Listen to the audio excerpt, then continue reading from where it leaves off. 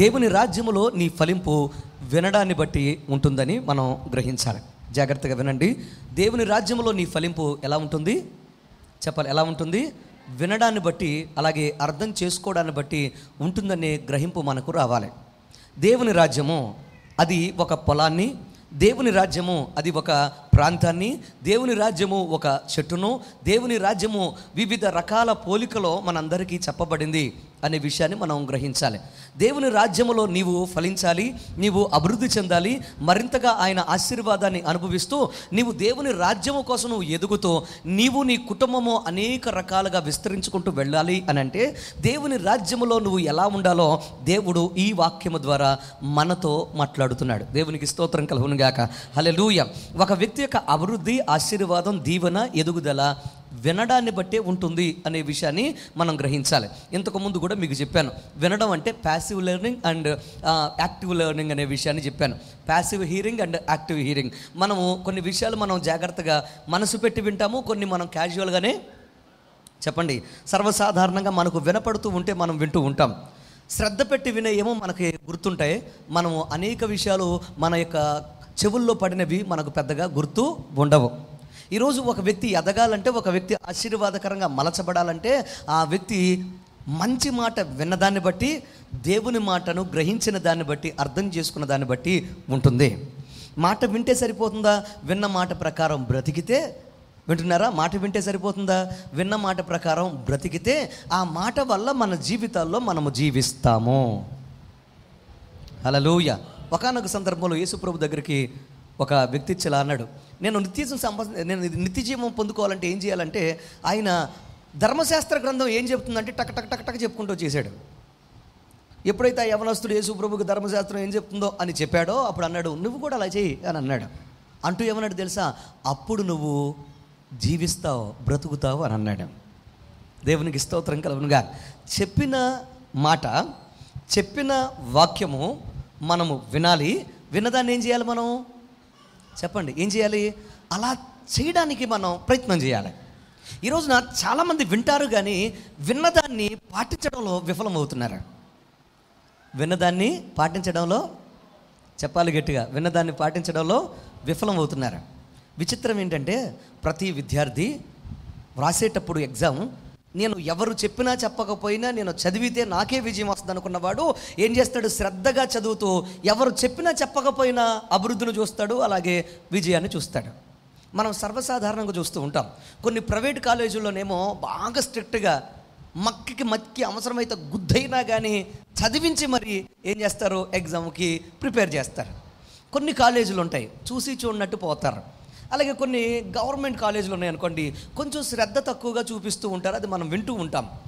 అలా శ్రద్ధ తక్కువ చూపించిన కాలేజీల్లో పిల్లలు కూడా బాగా చదివే వాళ్ళు ఉంటారు. వాళ్ళకి శ్రద్ధ చూపించినా చూపించకపోయినా వారి ఉద్దేశం ఏంటంటే, నన్ను ఎవరు అడిగినా అడగకపోయినా భవిష్యత్తు నాది, బ్రతుకు నాది, విజయం నాది, నేను కష్టపడితే నాకు విజయం వస్తుందని కష్టపడతారు కనుక వారు ఏ కాలేజీలో ఉన్నా, ఏ ప్రాంతంలో ఉన్నా వారు విజయం సాధిస్తారు. అవునంటారా కాదంటారా? అవునా?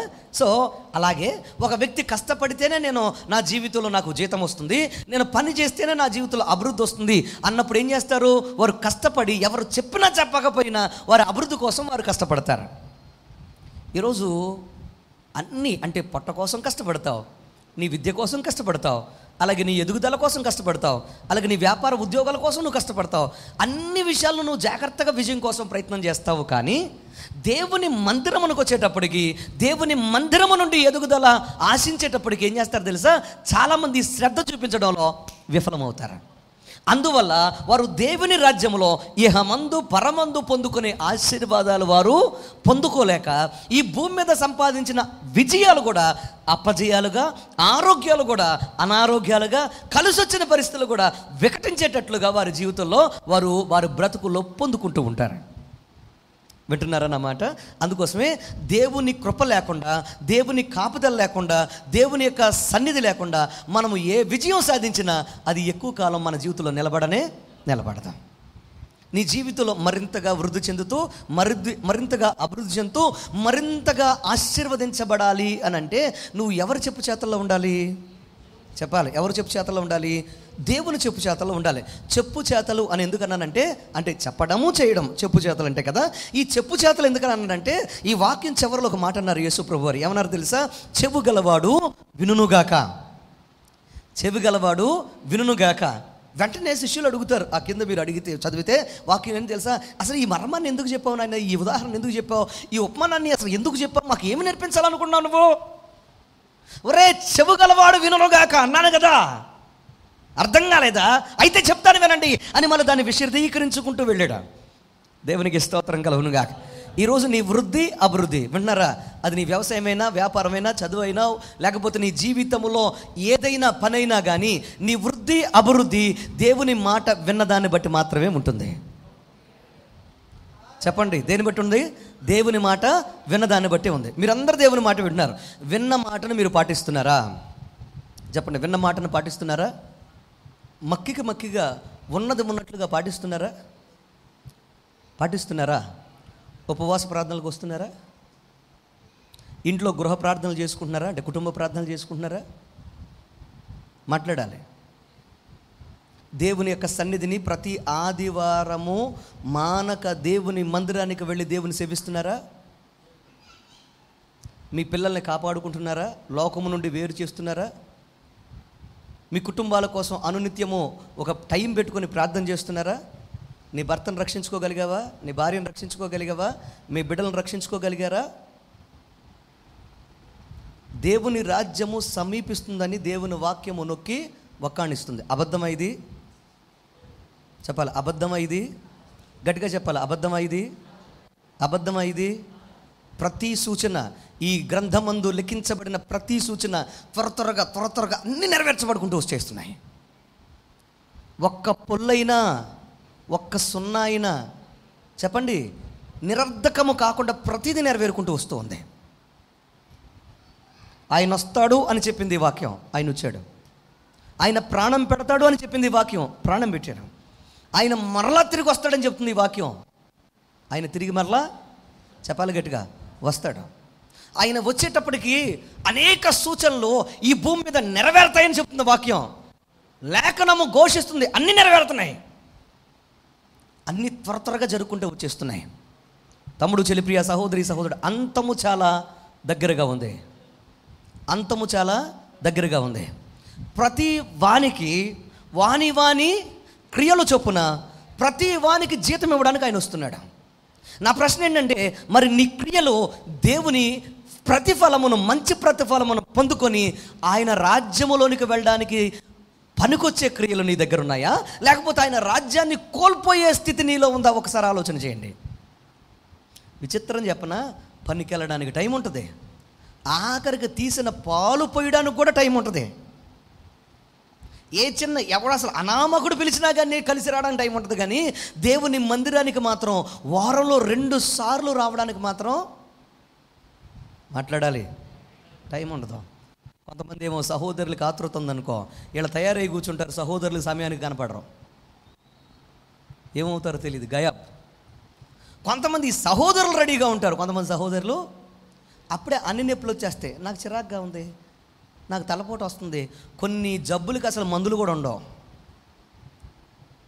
ఎందుకు ఈ మాట మీకు చెప్తున్నానంటే, ఒక వ్యక్తి వినకుండా, వింటున్నారా, ఒక వ్యక్తి వినకుండా ఫలించనే, మళ్ళీ చెప్పాలి, ఫలించనే.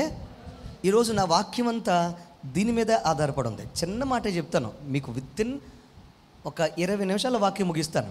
కానీ నేను చెప్పే మాట చాలా బలమైనది. వింటేనే నువ్వేం చేస్తావు, దాని ప్రకారం చేస్తావు, చేస్తేనే దాని ప్రతిఫలం నువ్వు అనుభవిస్తావు. వినాలి, చెయ్యాలి, అనుభవించాలి. చెప్పండి మాట, వినాలి, చెయ్యాలి, అనుభవించాలి. ఏం వినాలి? దేవుని వాక్యము వినాలి. ఏం చేయాలి? వాక్య ప్రకారము చేయాలి. ఏం అనుభవించాలి? దేవుని నుండి ఆశీర్వాదం అనుభవించాలి. ఈరోజు నా ప్రియ సహోదరి సహోదరులారా, వాక్యాన్ని మీరు జాగ్రత్తగా వింటే యేసు ప్రభు వారు ఒక అద్భుతమైన ఒక చాలా నిగూఢమైన సందేశాన్ని మనకు సరళ భాషలో అర్థమయ్యే రీతిలో ఒక చక్కని పోలికతో లేదా ఉదాహరణతో, ఒక ఉపమానంతో మనకు చెప్పారు. ఏంటా ఉదాహరణ అంటే, ఒక విత్తేవాడు అంటే ఒక వ్యవసాయదారుడు, ఒక రైతు ఏం చేశాడంటే విత్తనాలు పట్టుకొని అతడు పొలానికి వెళ్ళి ఆ విత్తనాల్ని జల్లడం ప్రారంభించాడు. విత్తనం నానా రకాలుగా విత్తుతూ ఉంటారు. కొంతమంది సాళ్ళు తోలి దాంట్లో చెప్పండి సాళ్లలో విత్తనాలు విత్తుతారు. ఇంకొంతమంది గుచ్చుకుంటా విత్తనాలు విత్తుతారు. ఇంకొంతమంది ఏం చేస్తారు, దమ్ము చేసో లేకపోతే దాన్ని మెత్తగా చేసో ఆ విత్తనాలను ఏం చేస్తారు, జల్లుకుంటూ వెళ్ళిపోతారు. వివిధ రకాలుగా విత్తడం మనకు తెలుసు. ఇక్కడ ఒక విధానం మనం చూస్తున్నాం. ఎలాగా జల్లుతున్నాడు, విత్తనాలు ఏం చేస్తున్నాడు, జల్లుతున్నాడు. విత్తనాలు జల్లుతూ ఉండగా విత్తనాల తీరు ఎలాగుందో అలాగే భూమి ఎలాగుందో, అంటే స్థలము తీరు ఎలాగుందో అలాగే విత్తేవాడు తీరు ఎలాగుందో జాగ్రత్తగా ఇక్కడ మనం చూస్తాం. ఈ రోజున నేను ఒక విధానంలోనే ఈ వాక్యాన్ని మీకు చూపిస్తాను. జాగ్రత్తగా వినండి. విత్తనము స్థలము గురించి మాత్రమే మాట్లాడతాను. దేవుని చిత్తం అయితే తర్వాత ఇంకొక కోణంలో మీకు ఈ యొక్క వాక్యం మనం ఎలా మాట్లాడుతుందో అది చూద్దాం. ఇక్కడ వాక్యాన్ని మీరు గమనిస్తే విత్తేవాడు విత్తనాలు పట్టుకున్నాడు, వెదజల్లుతున్నాడు. ఒకే విత్తనం వెదజల్లాడు. 2 రకాల విత్తనాలు వెదజల్లనే చెప్పాలి. జల్లిన విత్తనాల్లో 2-3 రకాలు, ఒకే విత్తనం ఒకటే, కానీ పడిన స్థలం చెప్పాలి. పడిన స్థలాన్ని బట్టి దాని ఫలింపు ఆధారపడి ఉన్నట్లుగా పరిశుద్ధ లేఖనములో ప్రభువైన యేసుక్రీస్తు వారు మనకు తెలియజేస్తున్నారు. హల్లెలూయా. ఇప్పుడు చూడండి, విత్తేవాడు